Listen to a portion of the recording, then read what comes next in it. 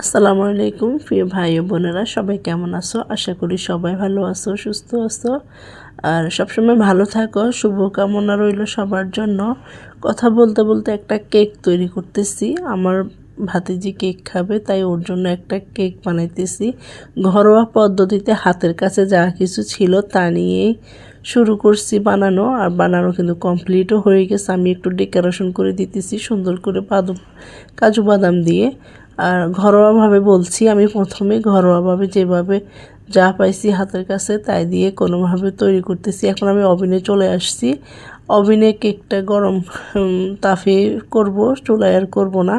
তাই আমি ওভেনে প্রায় 6-7 মিনিট দিতেছি আর কি। 6-7 মিনিটে কিন্তু হয়ে যাবে কেকটা।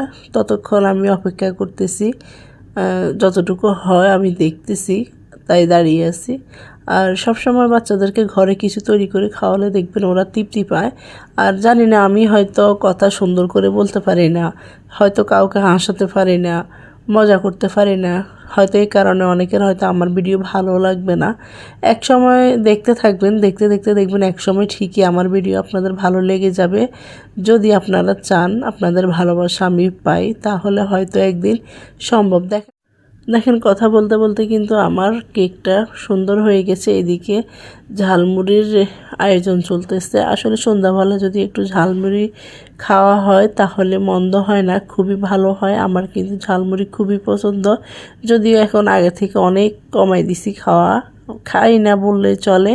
যেহেতু আমি এখন ডায়েটে আছি, তাই আমি সব কিছু এখন বাচ্চা খাইতেছি, সব কিছু নিয়ম মেনে খাইতেছি, চলতেছি আর কি। এখন আমরা কথা বলতে বলতে খাওয়া দাওয়া করতেছি আর কথা বলতেছি। সবাই মিলে একসাথে খাওয়া দাওয়া করা, মজা করা, এটা অনেক মজার ব্যাপার, অনেক ভালো লাগে। এখন আমি এই কেকটা ভালো করে সাইজ করে কেটে নিব। আর দেখেন দেখতে মাশাআল্লাহ কতটা সুন্দর হয়েছে, যদিও আঁকা বাঁকা হয়েছে তবুও কিন্তু ভালোই হয়েছে। হাতের কাছে যা ছিল তা দিয়ে কেকটা বানিয়ে ফেললাম, অনেক সুন্দর হয়েছে আর খেতে কিন্তু খুবই মজার ছিল। আর যার যার পছন্দ সে অবশ্যই চলে আসবেন, আমি অবশ্যই বানাই খাওয়াবো, কোনো সমস্যা নাই। আসলে মানুষ মেহমান দেখলে ভয় পায়, আমি কখনোই মেহমানকে ভয় পাই না। মেহমান আসলে খুবই ভালো কথা, আমার খুবই ভালো লাগে। সবাই ভালো থাকবেন, সুস্থ থাকবেন। আল্লাহ হাফেজ।